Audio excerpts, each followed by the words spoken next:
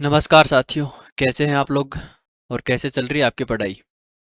मैं उम्मीद करता हूँ आप सभी अच्छे होंगे, मस्त होंगे और ज़बरदस्त तरीके से पढ़ रहे होंगे। देखिए, प्राचीन भारत के इतिहास में हम महापाषाण काल के बारे में पढ़ चुके हैं और महापाषाण काल के जो महापाषाण थे उसके प्रकार भी हम देख चुके हैं। महापाषाणिक स्थलों के बारे में हम चर्चा कर चुके हैं। महापाषाण काल की शुरुआत कब होती है, अलग अलग जगहों पर या अलग अलग स्थानों पर अलग अलग समय में उसकी शुरुआत होती है, वो सारी चीज़ हम देख चुके हैं। जैसे हम बात कर लेते हैं, जम्मू कश्मीर वाले क्षेत्र में सबसे पहले महापाषाणिक काल की शुरुआत होती है। उसके बाद मध्य भारत में आप जाएंगे तो मध्य भारत में महापाषाण काल की शुरुआत होती है, फिर दक्षिण भारत में। तो इस प्रकार से महापाषाण काल की शुरुआत अलग अलग जगहों पर अलग अलग समय में हुई होती है। महापाषाणिक क्षेत्रों की बात कर ली थी और महापाषाण के जो प्रकार थे वो हमने समझ लिए थे। कक्ष युक्त कब्र वाले महापाषाण देखे थे, कक्ष विहीन कब्र वाले महापाषाण हमने देखे थे, और एक थे गुफा के समीप पाए जाने वाले महापाषाण, जिनके बारे में कुछ विशेष चीजें नहीं है जानने के लिए, तो हमने उस चीज को स्किप कर दिया था। ठीक। आज हम समझने वाले हैं जो महापाषाणिक संस्कृतियां थी उनकी विशेषताओं को हम समझने वाले हैं। महापाषाणिक संस्कृतियों की विशेषता हम यहाँ पर देखने वाले हैं। तो ये आज की हमारी हेडिंग रहेगी। तो आपको हेडिंग लगा लेनी है, महापाषाणिक संस्कृतियों की विशेषताएं। अब महापाषाणिक संस्कृति की विशेषता आप देखेंगे तो आप पाएंगे कि महापाषाण काल में जो कब्र बनाए गए थे ये रिहायशी इलाकों से बाहर स्थापित किए गए थे। तो मेगालिथिक संस्कृति के जो लोग थे वो अपने कब्र रिहायशी इलाकों से बाहर स्थापित करते थे। रिहायशी इलाका मतलब जहाँ पर वो लोग रहते थे। जैसे मान लेते कि ये पूरा एक गांव है, ये इस प्रकार से बसाया गया पूरा गांव है, तो इसके भीतर वो शमशान घाट नहीं बनाते थे। ठीक है, शवों को भीतर यहाँ पर दफनाते नहीं थे। अच्छा, महापाषाण काल से पहले जाएंगे आप ताम्रपाषाण काल में, नवपाषाण काल में। तो वहां पर जो मध्य पाषाण काल में, तो वहां पर जो शवों को दफनाया जाता था वो घर के भीतर ही दफनाया जाता था। लेकिन अब ऐसा नहीं है। अब देखिए, घर के बाहर दफनाते हैं लोग। तो महापाषाण काल से पूर्व की बात करें तो पूर्व में जो शव को दफनाया जाता था वो घर के अंदर ही दफना दिया जाता था। लेकिन महापाषाण काल में ऐसा नहीं होगा। तो ये एक इसकी इंपॉर्टेंट विशेषता है। महापाषाण काल में जो कब्र बनाई गई थी वो रिहायशी इलाकों से बाहर बनाई गई थी, यानी कि बस्ती से बाहर ऊंचे क्षेत्रों पर यहाँ पर कब्र बनाई गई थी। तो कब्र जो थी सामान्यतः ऊंचाई वाले क्षेत्रों में स्थापित की गई थी। समतल वाले क्षेत्र में उनके आवासीय घर होते थे, उनका रिहायशी इलाका होता था जहाँ पर वो लोग रहते थे। अब महापाषाण काल में जो बस्ती बसाई गई थी, ठीक है, इसकी भी कुछ इंपॉर्टेंट विशेषताएं हैं कि वो समतल भूमि पर बसाई गई थी, उपजाऊ भूमि पर बसाई गई थी, ऐसे मार्गों के समीप बसाई गई थी जहाँ से व्यापार होता था। ठीक। तो महापाषाण काल के जो लोग थे वो लोहे का बड़ी मात्रा में उपयोग करते थे, और लोहे का उपयोग करने वाले ये प्रथम लोग भी यही हैं। महापाषाण कालीन लोग लोहे का उपयोग करने वाले प्रारंभिक लोग हैं। तो लोहे का यहाँ पर बड़ी संख्या में प्रयोग मिलता है महापाषाण काल में। लोहे की कुछ बूटियों से सजा हुआ एक बैल मिलता है। ठीक है, लोहे के कई उपकरण जैसे तलवार है, भाला है, बाण है, त्रिशूल, ये सारे उपकरण हमको मिलते हैं महाराष्ट्र के न्यायकुंड नामक स्थान से।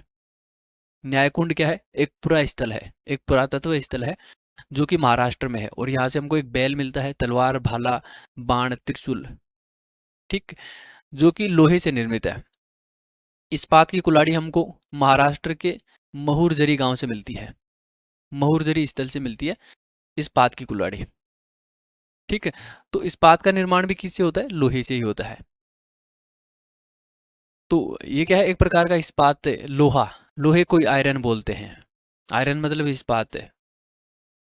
तो लोहे में कुछ जो शुद्ध लोहा होता है उसमें कुछ अशुद्धियाँ मिलाई दी जाती हैं, तो उसको एक अलग प्रकार बन जाता है। तो ये जो इस्पात की कुल्हाड़ी हमको मिलती है वो महाराष्ट्र के महुरजरी स्थल से मिलती है। सॉरी। लोहे की सामग्रियों में कृषि उपकरण हमको यहाँ से मिले हैं बहुत बड़ी संख्या में। युद्धास्त्र हमको बहुत ज्यादा संख्या में मिले हैं। कृषि उपकरण और युद्धास्त्रों की तुलना की जाए तो युद्ध के जो अस्त्र थे वो ज्यादा संख्या में मिले हैं महापाषाण कालीन स्थलों से। तो दक्षिण भारत में महापाषाण कालीन लोग ही लोहे के प्रारंभिक उपयोग करता थे। तो अगर आपसे पूछा जाए कि लोहे का प्रारंभिक उपयोग किस काल में हुआ था या लोहे का प्रयोग कौन से काल में होने लगा था, तो महापाषाण काल में। ठीक है। अच्छा, वैदिक काल के जो लोग थे वो भी लोहे का प्रयोग करेंगे। तो जब हम पढ़ेंगे आगे जा करके वैदिक काल आर्यों के बारे में पढ़ेंगे तो आर्य भी क्या है? लोहे का उपयोग करते हैं। तो अगर एग्जाम में पूछा जाएगा और वहाँ पर आर्य होंगे तो आप कंफ्यूज हो जाएंगे। महापाषाण काल से ही लोहे का उपयोग होता आया है, तो ये बात आपको ध्यान में रखनी है, इसको आपको नोट करके लेना, ठीक है, स्टार लगा लेना। महापाषाण कालीन जो बस्तियां थी, तो अधिकांश जो पुरा स्थल थे वो उपजाऊ जमीन और व्यापारिक मार्गों के समीप बसाए गए थे। उपजाऊ जमीन से वो कृषि कार्य करते थे, व्यापारिक मार्गों से वो व्यापार करते थे, ठीक है, पैसे कमाते थे। तो ये जो उपजाऊ जमीन में जो कृषि कार्य की जाती थी उनके लिए सिंचाई का प्रयोग भी वो करते थे, और सिंचाई के लिए उन्होंने तालाब में जल का भंडारण किया था। तो ये तालाब निर्मित, जो इतिहासकार मानते हैं कि जो तालाब बनाया गया है इसके हमको साक्ष्य नहीं मिलते कि ये प्राकृतिक है या कृत्रिम है। अगर हो सकता है कि एक प्राकृतिक है तो कोई दिक्कत नहीं है, ठीक है। अगर ये कृत्रिम है तो यहाँ से एक अनुमान लगाया जा सकता है कि अगर तालाब में जल को भंडारित किया गया है कृत्रिम रूप से, अगर ऐसा हुआ है तो तालाबों के निर्माण में लोगों ने सामूहिक प्रयत्न यहाँ पर किया होगा। लोग, बहुत सारे लोग मिलकर के तालाब बनाए होंगे। तो इससे एक चीज़ हमको यहाँ पर देखने को मिल सकती है कि महापाषाण काल में ही सामुदायिक विकास को बल मिला होगा। अगर ऐसा हुआ है तो, अगर नहीं हुआ है तो फिर कोई दिक्कत नहीं है, ठीक है। लेकिन अगर तालाबों का निर्माण कृत्रिम रूप से हुआ है तो हो सकता है कि महापाषाण काल में ही सामुदायिक विकास को बढ़ावा मिला हो, ऐसा इतिहासकार मानते हैं, ठीक है। तो ये 100% फैक्ट नहीं है, ये 100% सत्य नहीं है, ये पॉसिबिलिटी है, ये एक अनुमान लगाया गया है कि ऐसा हुआ होगा तो ऐसा भी हुआ होगा, ठीक है। नेक्स्ट, महापाषाण काल से हमको गुफा चित्र के भी साक्ष्य मिलते हैं। और मेगालिथिक समाज की संरचना आप देखेंगे तो ऐसा पाएंगे कि जो मेगालिथ समाज था, महापाषाण कालीन जो समाज था वो विभाजित आपको देखने को मिलेगा, यानी कि वो विखंडित हुआ है। कैसे हुआ है? तो इसके प्रमाण भी हमको मिलते हैं, क्योंकि महापाषाण काल जितने भी स्थल थे उन सभी से युद्ध के जो उपकरण है वो बहुत बड़ी संख्या में मिले हैं।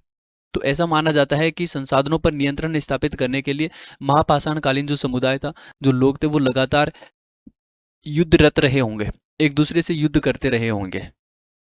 तो जो ज्यादा शक्तिशाली था वो जीत गया होगा, जो कमजोर था वो हार गया होगा। तो इस प्रकार से वहां पर समाज का विभाजन हुआ होगा, ऐसा इतिहासकार मानते हैं, जो महापाषाण कालीन जो तथ्य हैं, जो साक्ष्य हैं, उनको देखते हुए, ठीक है। एक प्रमाण ये भी मिलता है सामाजिक विभाजन का, जो मेगालिथ हैं, अगर आप उनको देखेंगे तो वो भी हमको सामाजिक विभाजन की ओर संकेत करते हैं। कैसे करते हैं? मेगालिथ के निर्माण में देखिए अत्यधिक श्रम की आवश्यकता होती है। मेगालिथ क्या होते हैं? बहुत बड़े बड़े पत्थर होते हैं, एकास्म पत्थर होते हैं। तो इतने बड़े पत्थरों को उठाने में, ले जाने में, उनको तोड़ने फोड़ने में तो बहुत ज़्यादा श्रम चाहिए और संसाधनों की भी आवश्यकता हुई होगी, ठीक है। तो जिनके पास ज़्यादा संसाधन थे, जिनके पास ज़्यादा श्रमिक थे, तो ऐसे लोग क्या थे? धनी लोग थे। तो धनी लोग हुआ, ऐसा हो सकता है कि धनी लोगों ने बड़े बड़े मेगालिथों का निर्माण किया हुआ, और जो कमजोर लोग थे वो छोटे मेगालिथों का निर्माण करते हुए होंगे, ठीक है। तो ये अनुमान लगाया जा सकता है कि मेगालिथ के निर्माण में अत्यधिक श्रम और संसाधन की जरूरत होती है। धनी लोग बेहतर किस्म के मेगालिथों का निर्माण करवाते थे, ठीक है, जबकि जो निर्धन लोग थे वो कम क्वालिटी के, लो क्वालिटी के छोटे मेगालिथों का निर्माण करवाते होंगे, ठीक है। तो ये भी क्या है? हमको एक सामाजिक विभाजन की ओर संकेत देता है। देखिए हम पढ़ क्या रहे हैं? पढ़े हम ये रहे हैं कि महापाषाण काल का जो समाज था उसकी विशेषता हम देख रहे हैं। तो महापाषाण काल की समाज की विशेषताओं में हमने देखा कि महापाषाण कालीन जो लोग थे वो अपनी कब्र को अपने इलाके से बाहर स्थापित करते थे। वो घर में शव को नहीं दफनाते थे, ठीक है। ये कब्र जो बनाई गई थी वो अपेक्षाकृत ऊंचे इलाकों में बनाई गई थी, समतल इलाकों में वो लोग रहते थे, ठीक है। वो लोहे का बड़ी मात्रा में प्रयोग करते थे। तो जो सारी चीजें हैं वो लोहे से निर्मित यहाँ पर मिली है, ठीक है। कुल्हाड़ी भी हमको यहाँ से लोहे से मिली है। तो ये हमने स्थल देखे जहाँ से हमको ये सारी चीजें लोहे की मिली है, ठीक। कृषि उपकरण भी बहुत बड़ी संख्या में मिले हैं, लेकिन कृषि उपकरणों से ज्यादा हमको युद्धास्त्र मिले हैं, ठीक। लोहे का प्रयोग करने वाले सबसे प्रारंभिक जो उपयोग करता थे वो कौन थे? महापाषाण कालीन लोग ही थे। उन्होंने अपने जो स्थल हैं वो उपजाऊ जमीन और व्यापारिक मार्गों के समीप बसाए थे। व्यापारिक मार्गों से भी वो व्यापार करते थे, ठीक है। वो विदेशों से भी व्यापार करते थे और वो भारतीय उपमहाद्वीप के अन्य क्षेत्रों से भी व्यापार करते थे। तो स्थानीय और विदेशी दोनों प्रकार का वो व्यापार करते थे। उपजाऊ जमीन से वो खेती कार्य करते थे। खेती के लिए उन्होंने सिंचाई का प्रयोग किया। सिंचाई के लिए उन्होंने तालाब बनाए। अगर उन्होंने तालाब बनाए होंगे तो ऐसा करने के लिए उन्होंने सामूहिक रूप से प्रयत्न किया होगा, तो सामुदायिक विकास को बल मिला हुआ होगा। ठीक है, तो ऐसी क्या है संभावनाएं हैं। तो ये क्या है, उस समाज की सारी विशेषताएं हैं। तो इस प्रकार से समाज आगे बढ़ा है। गुफा चित्र यानी कि महापाषाण कालीन लोग चित्र भी बनाते थे। ठीक है, महापाषाण काल में जो समाज था वो विखंडित रूप में भी हमको देखने को मिलता है। यहाँ के लोग लगातार युद्ध करते रहे हैं एक दूसरे से, क्योंकि यहाँ पर युद्ध उपकरण सबसे ज़्यादा मिले हैं। ठीक है, महापाषाण काल में आप देखेंगे तो बड़े बड़े मेगालिथ हम मिलते हैं। तो मेगालिथ इस बात का संकेत करते हैं कि जो धनी लोग थे वो बेहतर किस्म के मेगालिथ बनवाते थे, लेकिन जो निर्धन लोग थे वो कम किस्म का या निम्न क्वालिटी का मेगालिथ बनवाते थे, छोटे मेगालिथ बनवाते थे। क्यों बनवाते थे? क्योंकि मेगालिथ बनाने में अत्यधिक श्रम और संसाधन लगता था, पैसा लगता था। जो निर्धन होगा उनके पास ज़्यादा श्रम कहाँ से आएगा, ज़्यादा पैसा कहाँ से आएगा? तो इस प्रकार से जो सारी चीज़ें हैं वो इस बात की ओर इशारा करती हैं कि महापाषाण काल में भी समाज विभाजित था। और ताम्रपाषाण काल में भी हमने देखा था कि ताम्रपाषाण काल भी विभाजित था। ठीक है, वहाँ भी समाज अलग अलग वर्गों में बट रहा था धीरे धीरे। तो महापाषाण काल में यही प्रक्रिया आगे बढ़ी है, कोई नई चीज़ नहीं है। ठीक है, तो यहाँ तक आपको सारी चीज़ें समझ में आ गई होंगे। अब आगे बढ़ते हैं। महापाषाण कालीन जो लोग थे वो घोड़े से परिचित थे, क्योंकि एक घोड़े का हमको कंकाल मिला है जो महाराष्ट्र के महुरजरी गांव से मिला है। घोड़े की लगाम भी हमको यहाँ से मिली है। ठीक है, महापाषाण काल में जो कई प्रकार के मर्द भांडों का प्रचलन था, और सबसे ज़्यादा जो मर्द भांड उपयोग में किया जाता था वो था लाल काले मर्द भांड है। तो लाल और काले जो मर्द भांड थे ये सबसे ज़्यादा उपयोग में किए जाते थे महापाषाण काल में। तो ये थोड़ा सा आपको ध्यान में रखना है। इसके अलावा और भी मर्द भांड थे, जैसे ठीक है भूरे लाल रंग का मर्द भांड है, अब्रकी लाल रंग का मर्द भांड है, काला पुता हुआ मर्द भांड है। तो इस प्रकार के मर्द भांड भी उपयोग में किए जाते थे। कुल मिलाकर के बात यह है कि महापाषाण कालीन लोग अनेक प्रकार के मर्द भांड उपयोग में लेते थे। सबसे ज़्यादा प्रयोग करते थे लाल काला मर्द भांड। ठीक, तो ये उस समाज की विशेषता है, ये आपको ध्यान में रखना है। महापाषाण कालीन जो समाज था वो घोड़े का भी प्रयोग करता था। रथ गाड़ी बनाने में किया हुआ होगा, या व्यापार करने में इसका प्रयोग किया जाता होगा, या एक जगह से दूसरे जगह पर लोगों को स्थानांतरित करने के लिए घोड़ों का उपयोग किया जाता होगा। ठीक है, तो इस प्रकार से हमको स्पष्ट साक्ष्य नहीं मिलते, लेकिन हमको इतना साक्ष्य जरूर मिलता है कि जो महापाषाण कालीन लोग हैं ये क्या है, घोड़े का उपयोग करते थे, क्योंकि साक्ष्य मिले अपने को। ठीक है, ये भी क्या है, एक प्रकार की सामाजिक विशेषता है। महापाषाण काल में ही शिल्प विशेषीकरण उभरने लगा था।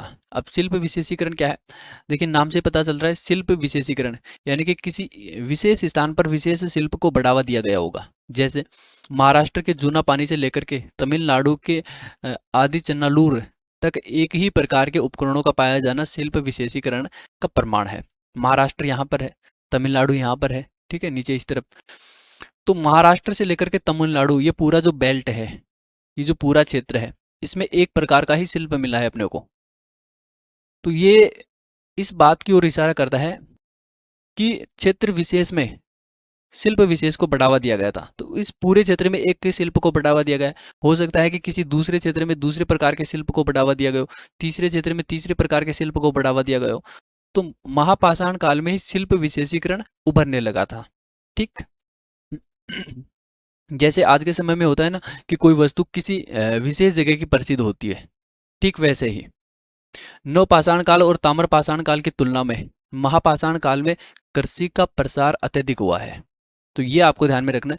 जो यूपीएससी लेवल की एग्जाम होती है वहाँ पर जो कथन और कारण वाले होते हैं वहाँ पर इस प्रकार के क्वेश्चन सेट किए जाते हैं, स्टेटमेंट सेट किए जाते हैं। तो वो क्या है, कंफ्यूज करने के लिए उल्टा लिख देगा कि महापाषाण काल की तुलना में नवपाषाण काल में कृषि ज़्यादा विकसित अवस्था में थी, या ताम्रपाषाण काल में कृषि का ज़्यादा प्रसार हुआ था। तो ऐसा नहीं है। नवपाषाण काल और ताम्रपाषाण काल की तुलना में आप महापाषाण काल में कृषि का विस्तार ज़्यादा देखेंगे। यहाँ के लोग कृषि कार्य भी करते थे, कृषि कार्य के साथ साथ पशुपालन भी करते थे। कृषि मतलब धान की खेती है, मोटे अनाज, बहुत सारे मतलब दालों की खेती यहाँ पर लोग करते थे। जबकि पशुपालन की बात करें तो पशुपालन में गाय, बैल, भैंस, बकरी, घोड़ा, इन सबको वो पालतू बनाते थे, इन सब का पालन करते थे। तो महापाषाण को जो लोग हैं वो पशुपालन और कृषि कार्य दोनों साथ साथ कर रहे हैं। ये कोई अनोखी चीज़ नहीं है। ऐसा ताम्रपाषाण काल में भी हुआ था, ऐसा नवपाषाण काल में भी देखा गया था। ठीक है, तो उसी परंपरा को उन्होंने आगे बढ़ाया है। तो महापाषाण कालीन समाज की विशेषताएं आपको समझ में आ रही है? ज्यादा दिमाग लगाने की जरूरत नहीं है, सिंपल सिंपल चीजें हैं। ठीक है, तो ऐसा नहीं है कि आप ज्यादा सोच करके डिप्रेशन में चले जाओ। महापाषाण कालीन जो संस्कृति है, मेगालिथ, मेगालिथ का मतलब होता है महापाषाण काल। ठीक है, महापाषाण, तो मेगालिथ जो संस्कृतियां हैं उन पर आपको क्षेत्रीय प्रभाव भी देखने को मिलेगा, उन पर बाहरी प्रभाव भी देखने को मिलेगा। थोड़ी देर पहले हमने ये चर्चा भी की थी। क्षेत्रीय प्रभाव मतलब क्षेत्र विशेष का, भारतीय उपमहाद्वीप के अन्य क्षेत्रों का प्रभाव भी यहाँ पर देखने को मिलता है। जैसे महापाषाण कालीन जो लोग थे वो पशुपालन भी करते थे और वो खेती कार्य भी करते थे। तो पशुपालक एवं खेतीहर समुदाय धातु के प्रयोग से पहले से परिचित था। अच्छा, महापाषाण काल से पहले क्या धातु प्रयोग में नहीं की जाती थी? तो की जाती थी। आपको याद होगा ताम्रपाषाण काल, तो ताम्रपाषाण काल में तांबे का भी उपयोग होता है और पाषाण का भी उपयोग होता है। महापाषाण काल, इसमें बड़े बड़े पत्थरों का भी उपयोग हो रहा है और लोहे का उपयोग भी हो रहा है, और यहाँ पर तांबे का उपयोग हो रहा है। तो तांबा भी एक प्रकार की धातु है। तो धातु का प्रयोग करने की जो कला है ये महापाषाण कालीन लोगों ने अपने पहले वाली संस्कृतियों से सीखी है। ठीक है, तो ये क्या है? एक क्षेत्रीय प्रभाव है। मिट्टी के बर्तनों में बच्चों के शवों को दफन करने की जो पद्धति है वो पहले से प्रचलित थी। अच्छा, अब ऐसा नहीं है कि महापाषाण कालीन जो लोग हैं वो ही जो मर्द भांड थे, वो मिट्टी के बर्तन थे, उनमें छोटे बच्चों को दफनाते थे, ऐसा नहीं है। ताम्रपाषाण कालीन लोग भी ऐसा करते थे। ठीक है, तो ये परंपरा पहले से चली आ रही है।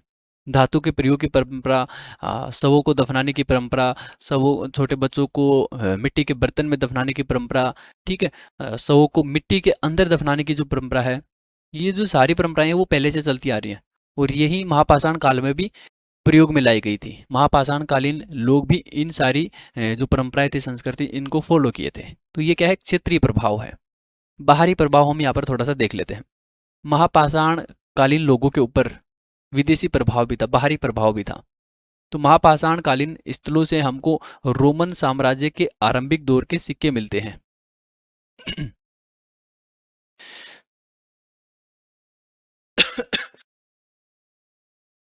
कहाँ के सिक्के मिलते हैं? रोमन साम्राज्य के। पहली चीज तो आपको ये ध्यान रखनी, सिक्के कहाँ के मिलते हैं? रोमन साम्राज्य के। ठीक, दूसरी चीज, हमको कब्रों से कुछ ऐसी सामग्रियां मिलती है जो मध्य एशिया से लाई गई थी, जो मध्य एशिया के संपर्क में थी। ठीक है, जैसे कोई भी मान लेते हैं, जैसे एक इस प्रकार का कोई मटका है, मर्द भांड है, जहाँ पर यहाँ यहाँ पर एक नल लगा हुआ है। तो ऐसे जो मर्द भांड थे, ऐसे जो मिट्टी के बर्तन थे, वो बेसिकली भारत में नहीं बनाए जाते थे। अगर भारत में इस प्रकार का कोई बर्तन पाया गया है तो इसका मतलब ये है कि ये भारत में निर्मित नहीं है, बाहर से निर्मित है। तो मध्य एशिया की संस्कृतियों को आप देखेंगे तो वहाँ पर इस प्रकार के जो मर्द भांड थे वो मिट्टी के बर्तन थे, उनका ज़्यादा प्रयोग वहाँ पर हुआ है। ठीक है, तो महापाषाण कालीन जो कब्रों को खोदा गया और उनको देखा गया, उनको स्टडी किया गया, तो पता चला कि यहाँ से कुछ ऐसी सामग्रियाँ मिली हैं जिनका निर्माण कभी भारत में हुआ ही नहीं था। तो हो सकता है वो बाहर से लाई गई हैं। तो बाहर की जब संस्कृतियों को स्टडी किया गया तो पता चला कि ये जो चीज़ें थी वो मध्य एशिया में ज़्यादा प्रयोग में लाई गई थी, तो हो सकता है वहाँ पर निर्मित की जाती हो। ठीक है, तो इस प्रकार से हम ये कह सकते हैं कि महापाषाण काल के ऊपर या महापाषाण कालीन संस्कृतियों के ऊपर विदेशी प्रभाव भी था, वो बाहर से भी प्रेरित थी। ठीक, तो महापाषाण कालीन संस्कृतियों के ऊपर क्षेत्रीय और विदेशी दोनों प्रभाव आपको देखने को मिलेगा। अब कई इतिहासकार ऐसे हैं वो ये मानते हैं कि जो रोमन साम्राज्य के आरंभिक दौर के जो सिक्के मिले हैं महापाषाण कालीन स्थलों से, ठीक है, तो कई इतिहासकार ऐसे मानते हैं कि ये जिन भी बस्तियों से ये जो सिक्के मिले हैं, हो सकता है कि उन बस्तियों का विकास बाद में हुआ हो। ये भी तो हो सकता है। जैसे मान लेते हैं कि नवपाषाण काल से लेकर के प्रथम शताब्दी ईसा पूर्व तक का, ठीक, महापाषाण काल चल रहा है। तो ये जो बस्तियां विकसित यहाँ पर हुई हो, और यहाँ पर ये जो बस्तियां हैं ये रोमन साम्राज्य के संपर्क में आई हो, और यहाँ पर सिक्कों का आदान प्रदान हुआ हो।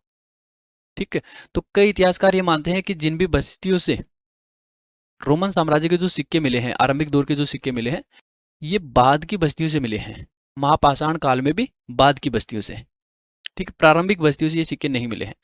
दूसरा समुदाय ये मानता है इतिहासकारों का कि जो मेगालिथ संस्कृतियां हैं वो किसी न किसी रूप में रोमन साम्राज्य के संपर्क में रही थी। ठीक है, पूरी जो मेगालिथ संस्कृतियां या स्थल हैं ये किसी न किसी रूप से रोमन साम्राज्य से संपर्क में थे, प्रत्यक्ष रूप से या परोक्ष रूप से।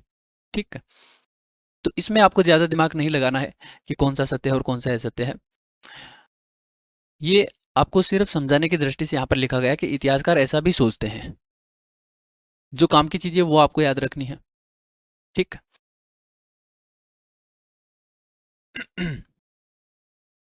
अच्छा, महापाषाण काल में ताम्रपाषाण काल की तुलना में व्यापारिक गतिविधियां तीव्र हुई थी। कृषि का प्रसार ज़्यादा हुआ था। व्यापार से न केवल वस्तु का आदान प्रदान हुआ था बल्कि विचारों का भी आदान प्रदान हुआ था। फिर भी आप देखेंगे जो महापाषाण कालीन जो संस्कृति है वो एक ग्रामीण संस्कृति ही बनी रही थी, वो नगरीय चरण तक नहीं पहुंच सके हैं। महापाषाण कालीन जितनी भी संस्कृतियों को आप देखेंगे तो वो ग्रामीण ही थी, वहां पर नगरों का विकास नहीं हुआ था। इसके पीछे एक कारण है। तो इतिहासकारों ने कारण बताया कि महापाषाण कालीन जो लोग थे वो लगातार एक दूसरे से संघर्ष कर रहे थे, और संघर्ष का प्रमाण हमको इस बात से मिलता है कि महापाषाण काल में जितने भी स्थल हमको मिले हैं, महापाषाण कालीन जितने भी स्थल हमको मिले वहां से ज्यादातर जो उपकरण है वो युद्धास्त्र हैं, युद्ध के उपकरण है ज्यादातर। तो युद्ध के उपकरण इसलिए बनाए गए थे क्योंकि वहां पर युद्ध हो रहे थे लगातार, एक दूसरे से, एक समुदाय दूसरे समुदाय से लड़ रहा था। तो जहां पर युद्ध हो रहे होंगे उस समाज का विकास कैसे होगा। ठीक है, तभी तो यहाँ की जो बस्तियां थी वो ग्रामीण की ग्रामीण ही बनी रह गई। जबकि आप इसके बाद देखेंगे सिंधु घाटी सभ्यता की जो बस्तियां थी वो आप नगरीय हो गई थी। ठीक है, वहां पर बड़े बड़े नगरों का निर्माण हो चुका था क्योंकि वो लोग बहुत ज़्यादा एडवांस में सोचते थे, और ये लोग, इनको तो युद्ध लड़ने से ही फुर्सत नहीं मिल रही है, तो सोचेंगे कहाँ से। बल्कि इनके पास कृषि का विस्तार ज़्यादा हो गया था, ये व्यापार करने लगे थे, क्षेत्रीय व्यापार भी कर रहे थे, विदेशी व्यापार भी कर रहे थे, फिर भी ये लोग गरीब के गरीब ही रहे। तो इनके पीछे भी एक कारण है कि लड़ाई ज़्यादा करते थे। ठीक, इतिहासकार ऐसा मानते हैं। तो इस वीडियो में हमने महापाषाण कालीन जो संस्कृति थी उसकी विशेषता हमने देखी। एक बार फिर से रिवीजन कर लेते हैं। महापाषाण काल में जो कब्र बनाई गई थी वो रिहायशी इलाकों से बाहर थी, अपेक्षाकृत ऊंचे क्षेत्रों में बनाई गई थी। ठीक है, आवास की बात करेंगे तो आवास क्या थे, समतल क्षेत्रों में थे। ठीक है, क्योंकि समतल क्षेत्रों से वो कृषि कार्य करते थे, और कृषि कार्य के लिए उन्होंने सिंचाई का प्रयोग भी किया था। सिंचाई के लिए वो तालाब का प्रयोग करते थे। ठीक है, अगर वो तालाब कृत्रिम था तो हो सकता है कि वो एक साथ मिलकर के उस तालाब का निर्माण किए हो, तो यहाँ पर सामुदायिक विकास को भी बढ़ावा मिला होगा। ठीक है, महापाषाण काल के लोग जो वो घोड़े से परिचित थे, और घोड़े का प्रयोग हो सकता है कि व्यापार करने के लिए कर रहे हो, लोगों को स्थानांतरित करने के लिए कर रहे हो, एक जगह से दूसरी जगह जाने के लिए कर रहे हो। तो घोड़े के प्रमाण भी हमको महाराष्ट्र के कई स्थलों से मिलते हैं। इसके अलावा यहाँ पर शिल्प विशेषीकरण भी हमको देखने को मिलेगा कि एक क्षेत्र पर एक प्रकार के शिल्प का यहाँ पर विकास हो रहा था। ठीक है, महाराष्ट्र से आप जाएंगे तमिलनाडु तक तो एक प्रकार का शिल्प वहाँ पर देखने को मिलता है। और क्या क्या विशेषताएं थी। महापाषाण कालीन लोग कृषि कार्य करते थे, कृषि के साथ साथ वो पशुपालन भी करते थे। ठीक है, महापाषाण कालीन स्थलों से हमको बहुत बड़ी संख्या में युद्धास्त्र मिले हैं। तो युद्धास्त्र इस बात का प्रमाण है कि ये लोग लगातार संघर्ष कर रहे थे, तो ये संघर्षरत थे। तो ये सारी जो विशेषताएं हैं ये महापाषाण कालीन समाज की विशेषताएं हैं। तो आज की इस वीडियो में हमने महापाषाण कालीन समाज की विशेषताओं के बारे में समझा है। ठीक है, तो महापाषाण काल हमारा पूरा कंप्लीट हो चुका है। पहले हम महापाषाणों के प्रकार, क्षेत्र और उनका कालक्रम समझ चुके हैं, और इस वीडियो में हम उस संस्कृति के बारे में उनकी विशेषताएं समझ चुके हैं। तो इस प्रकार से आज हमारा महापाषाण काल पूरा कंप्लीट हो गया। तो नेक्स्ट वीडियो में हम नेक्स्ट और फ्रेश टॉपिक के साथ मिलेंगे, और अगला जो हमारा टॉपिक रहेगा वो है सिंधु घाटी सभ्यता। तो सिंधु घाटी सभ्यता है वो बहुत ही ज़्यादा इंपॉर्टेंट है किसी भी एग्जाम की दृष्टि से, चाहे वो छोटे लेवल के एग्जाम हो चाहे बड़े लेवल के एग्जाम हो। और सिंधु घाटी सभ्यता के बारे में हम डिटेल से पढ़ेंगे, बहुत ज़्यादा डिटेल से पढ़ेंगे, सारे कॉन्सेप्ट क्लियर करेंगे, एक एक फैक्ट जानेंगे। ठीक है, तो बने रहिए हमारे साथ। और अभी तक अपने चैनल को सब्सक्राइब नहीं किया है तो प्लीज़ चैनल को सब्सक्राइब कर लें, ताकि हमारे वीडियो आप तक सबसे पहले पहुंच सके। और वीडियो कैसा लगा है ये कमेंट्स बॉक्स में आपको ज़रूर बताना है। ठीक है, तो थैंक यू, मिलते हैं नेक्स्ट सेशन में। तब तक के लिए धन्यवाद, थैंक यू। पढ़ते रहिए और मस्त रहिए।